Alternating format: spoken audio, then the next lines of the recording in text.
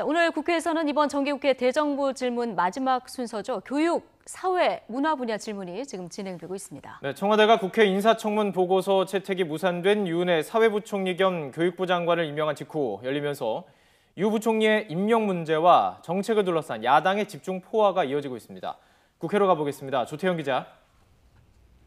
네, 국회입니다. 네. 자, 오늘 대정부 질문 오전 상황 보니까 예상했던 대로 유은혜 부총리 쪽으로 야당의 공세가 집중이 되고 있군요. 네, 말씀하신 것처럼 예상대로 야당은 시작부터 유은혜 부총리를 향해 맹폭을 퍼붓고 있습니다. 유 부총리는 문재인 정부 2기 내각 가운데 유일하게 인사청문 경과보고서 채택이 무산된 인사고요. 현역 의원 출신 후보자는 수월하게 임명된다는 이른바 의원 불패 신화가 깨진 첫 사례이기도 합니다. 그만큼 야당의 반대가 거셌다는 뜻인데요. 그럼에도 청와대가 유 부총리를 임명한 직후에 열리는 대정부 질문이어서 여야 간의 치열한 공방 예고됐던 일이기도 합니다. 첫 질문자로 나선 자유한국당 주광덕 의원은 유은혜 부총리의 위장 전입 등의 문제를 들어 전문성은 물론이고 도덕성에도 치명적인 문제가 있다고 지적했습니다. 그러면서 야당의 반대를 국민의 여론으로 볼 수 없다는 청와대의 설명을 들어 청와대와 정부의 인식에 문제가 크다고 지적했습니다. 이에 대해서 이낙연 국무총리는 청와대 대변인의 대응에 부적절한 측면이 있는 건 사실이라면서도 유 부총리가 국회 인사청문회를 통해 각종 의혹을 소명한 것으로 본다고 답했습니다. 유 부총리 역시 위장 전입에 대해 거듭 사죄하면서도 자녀를 명문초등학교로 보내기 위한 일은 아니었다고 강변했습니다.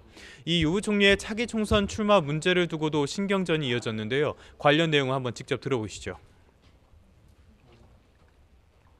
차기 총선을 염두에 두고 있으면 길어봤자 1년짜리 장관인데 전문성도 없는 장관이 1년 동안 업무 파악하기도 바쁜데 산적한 대한민국 교육 현안을 어떻게 해결할 수 있느냐. 총선의 출마 불출마가 중요한 것이 아니고요. 그 기간 동안에 얼마나 열심히 최선을 다해서 일을 하고 성과를 내느냐의 문제라고 생각하고요. 그 일에 온 힘을 기울일 것입니다. 바른미래당의 김삼아 의원도 이번 임명 강행은 국회를 무시한 처사라고 목소리를 높였습니다. 반면 더불어민주당 전현희 의원은 이미 충분한 검증을 받았다며 국가 정책을 논해야 할 대정부 질문에서 검증이 끝난 부분을 정쟁거리로 삼아서는 안 된다고 엄호했습니다. 조금 전에 들으신 것처럼 여야 의원들의 질의 과정에서 다른 의원들이 고성을 지르는 등 본회의장이 소란스러운 모습을 자주 보이기도 했습니다. 오전 회의에서도 여야는 이 견해 차이를 숨기지 않았는데요. 먼저 더불어민주당 홍영표 원내대표는 유 부총리가 충분히 소명을 했는데도 야당이 반대한 탓에 청와대가 임명을 하게 됐다며 이제는 불필요한 논란과 정쟁 대신 일하는 국회를 만들자고 주장했습니다. 홍 원내대표의 말 한번 들어보시죠. 인사청문회를 통해 충분한 소명이 이루어졌습니다. 그런데도 야당이 청문 보고서 채택에 끝까지 반대한 탓에 유은혜 장관이 소임을 다할 수 있도록 더 이상 발목 잡기가 없어야 합니다.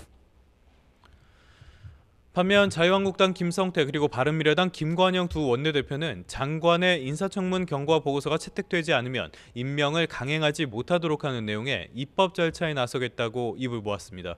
이번에는 바른미래당 김관영 원내대표의 말 직접 들어보시죠. 부총리 2명에 대한 임명 동의가 반드시 국회에서 필수 절차가 되도록 관련법을 개정해 나가도록 하겠습니다. 네, 자유한국당 소식도 정리해 보도록 하죠. 전원책 변호사 조강특위에 합류하기로 했는데 한국당의 인적 쇄신 본격화한다 이렇게 볼 수 있을까요?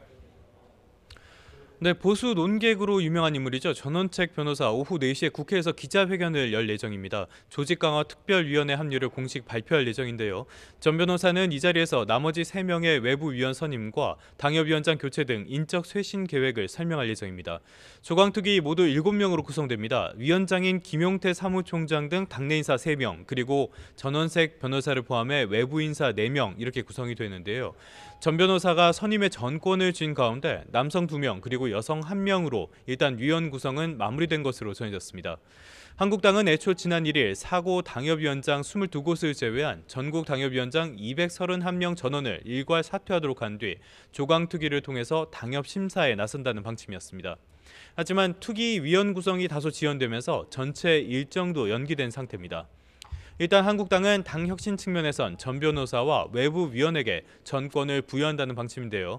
이에 따라서 그동안 지지부진했던 자유한국당의 인적 쇄신이 신호탄을 쏘아올린 것이 아니냐는 전망이 나오고 있습니다. 지금까지 국회에서 YTN 조태현입니다.